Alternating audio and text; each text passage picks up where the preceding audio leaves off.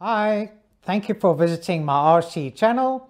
My name is Bill and I'm an RC radio control enthusiast, and I also do RC reviews.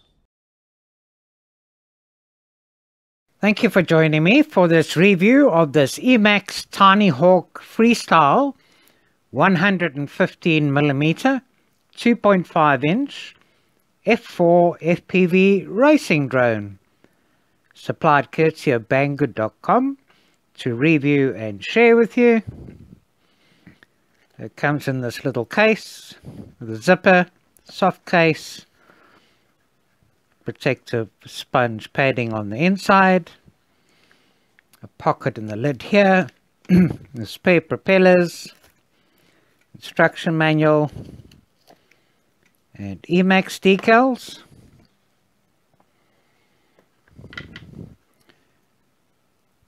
We get two 1S 450 mAh 4.35 volt ATC with a burst of 160C LiPo batteries.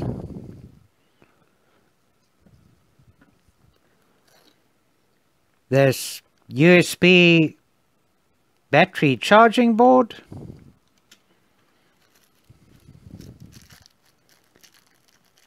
It's screws, quite a lot of them in fact, and a standoff, and some smaller standoffs.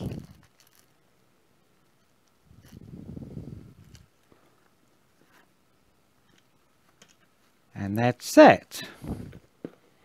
So this is a bind and fly version and comes with an FrSky D8 receiver integrated, a Matic F411 flight controller with 5 amp 4-in-1 ESCs,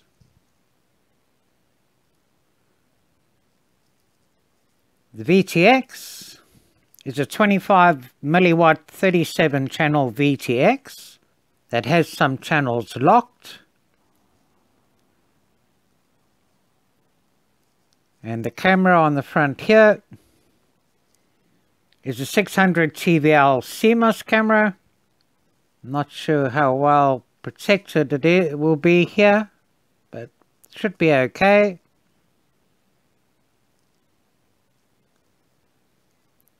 Comes on this quite strong, solid looking frame that still feels quite light. And these brushless motors are 1103 7000 kV motors. Feel the stators, feel quite strong. And we get 8 of these Avon Rush 2.5 inch tri-blade propellers that go on to the shaft, but fortunately can screw in as well. So but a lot of these screws are to screw the props on. I do prefer it when props can be screwed on.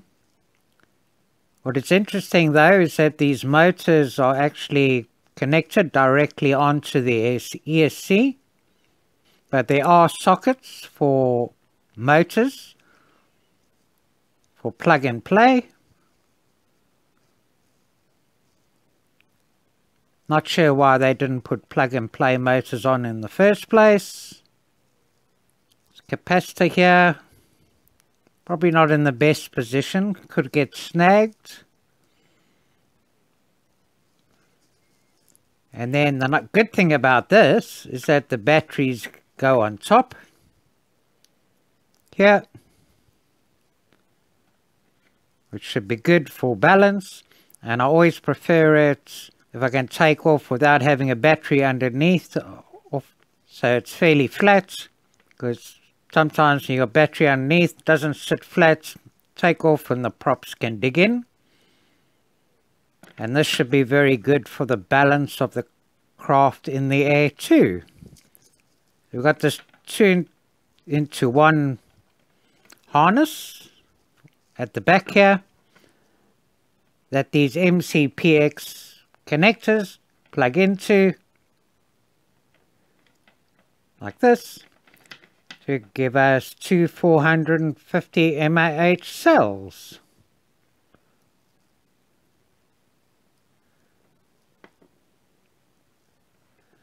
The 2.4 gigahertz antenna comes out the back here. I might see if I can maybe secure it another way. And we've already got the 5.8 gigahertz antenna in this position upwards, which is good, secured with a cable tie and heat shrink. And the batteries mount on quite nicely and hold quite firmly. The strap does hold it nicely here.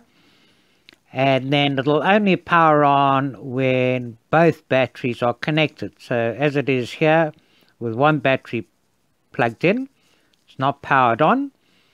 So before I power this on, over here, just above the USB ports on the top here, is the button for the VTX, where you can also manually change bands and channels. But to unlock the VTX, I actually need to hold this button down before I power it up. And keep it held down, light should come on, and then when the lights go off, that should be the VTX unlocked. And I'm going to unlock the VTX, because if you accidentally go onto a channel that is locked, you then have to follow this procedure in any case. Going to be a bit tricky. Let me see if I can get something in there to hold the button down. Okay, so I've just got a bit of matchstick in there holding the button down, so I'm going to power it on now. The lights come on. To release the button, lights flashing,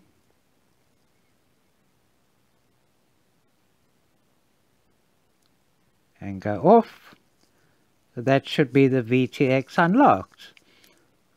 Power it off again.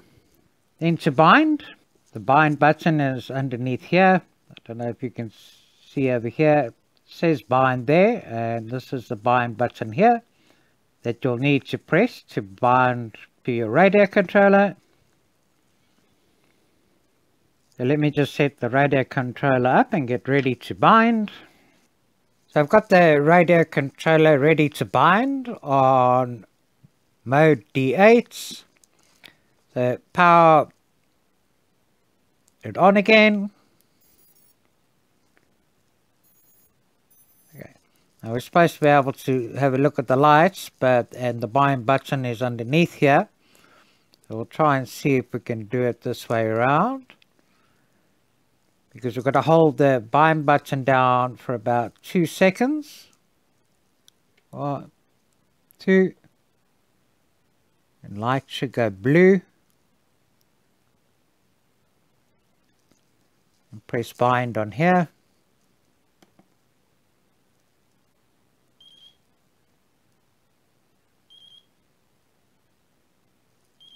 Blue light flashing, and that should be a bound. Get out of bind mode here. Disconnect power. Telemetry lost. Reconnect power, and we can hear that we are bound. And now let's have a look at the betaflight settings. Here we connected with betaflight configurator 10.5.1, and the first thing I always recommend is do a backup. So back up this file by clicking on backup here, and back it up into a directory for the default. If you have any problems and you need to restore at a later stage, and also back up the CLI. If you're not sure how to do this, just search for backup CLI and you'll find information on this. If we have a look at the ports, nothing enabled on UART1, and on UART2 we've got the VTX enabled for TBS Smart Audio, so you can use your radio controller to change settings including bands and frequencies. We look at configuration. On D-Shot 600, motors will spin when armed, which is good. I prefer that. The craft name TH Freestyle, it's fine by me. Now this is SPI RX support, not serial RX, and FR Sky D because it's 8-channel. Here we've got air mode, OSD, anti-gravity and dynamic filter enabled.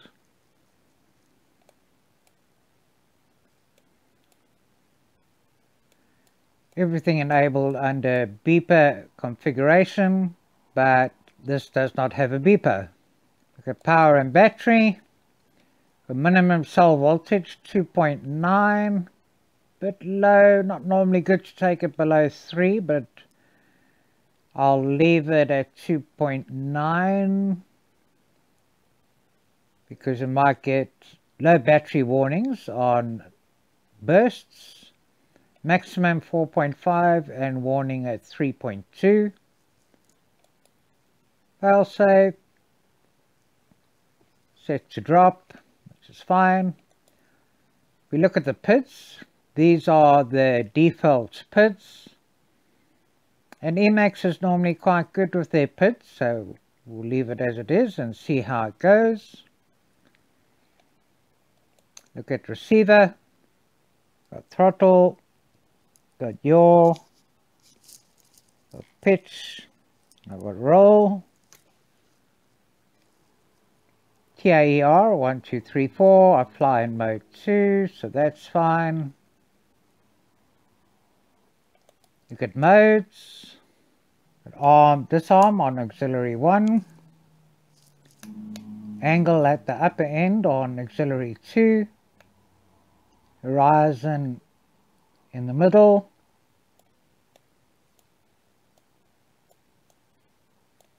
don't see air or acro, so I'm going to assume that air and acro will be at the lower end of auxiliary 2.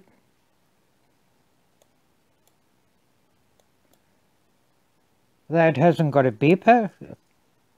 I've still got the switch enabled. And flip over after crash, I've got on auxiliary 4.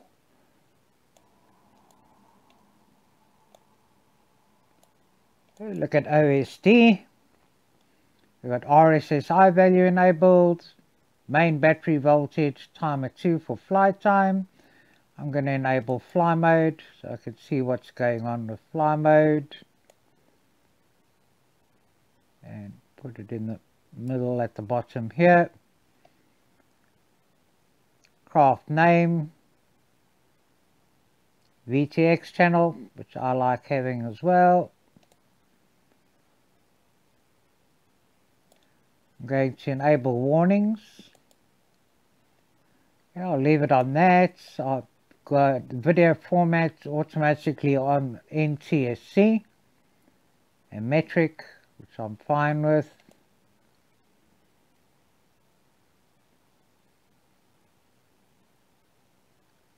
Warnings enabled there. And then save. Telemetry lost. Telemetry recovered. Click on CLI. And I'm going to type in dump. Go to the top.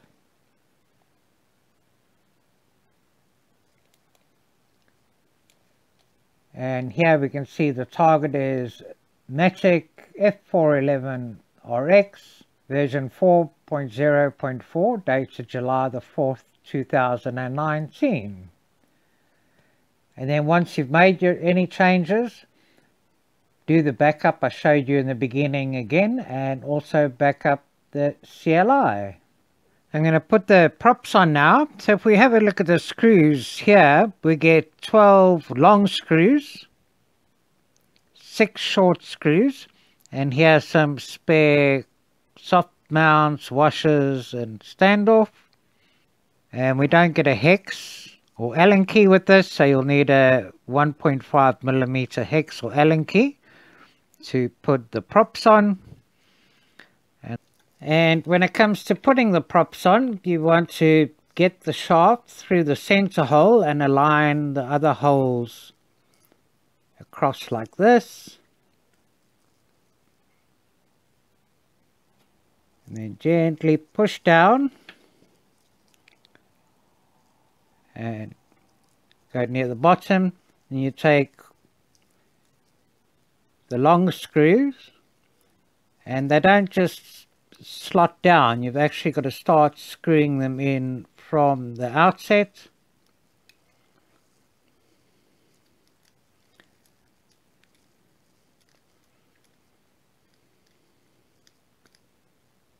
Get it down to you meet a little bit of resistance. Get the other one in as well.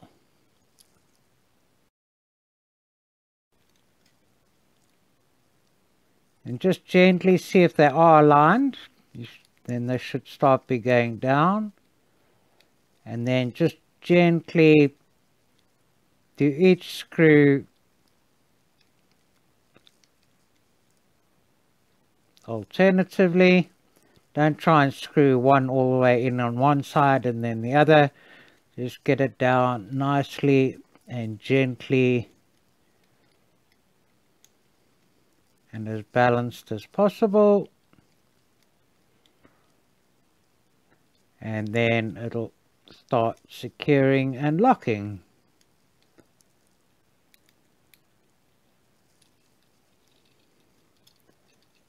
And these are the props all attached.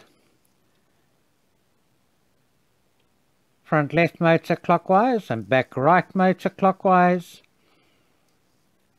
Front right motor anti-clockwise and back left motor anti-clockwise.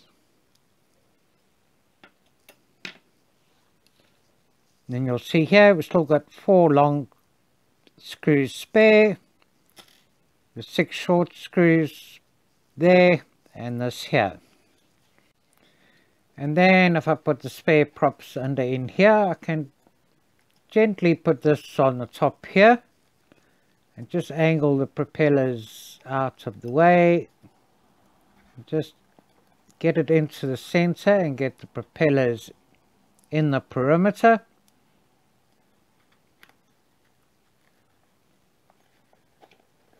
And it can actually still fit in the case, which is great.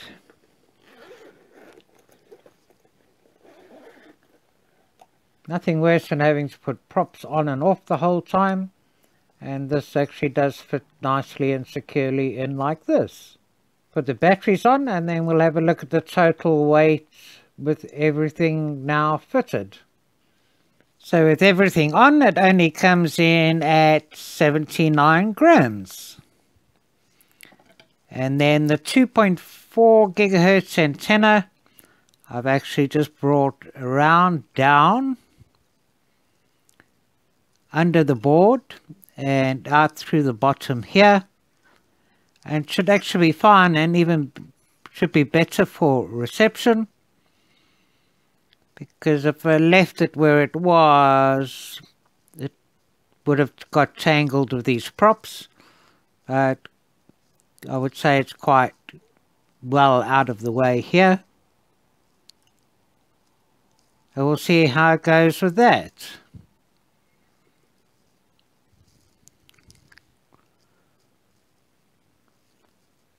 And now let's go and see how it performs.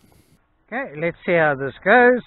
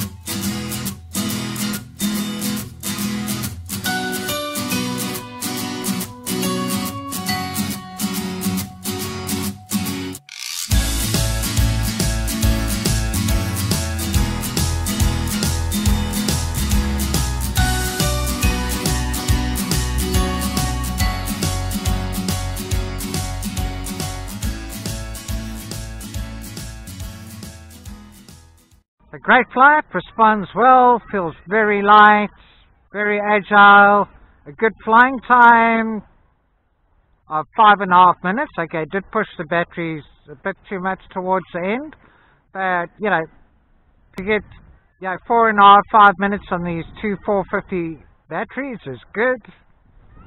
Sounds very quiet, flies great.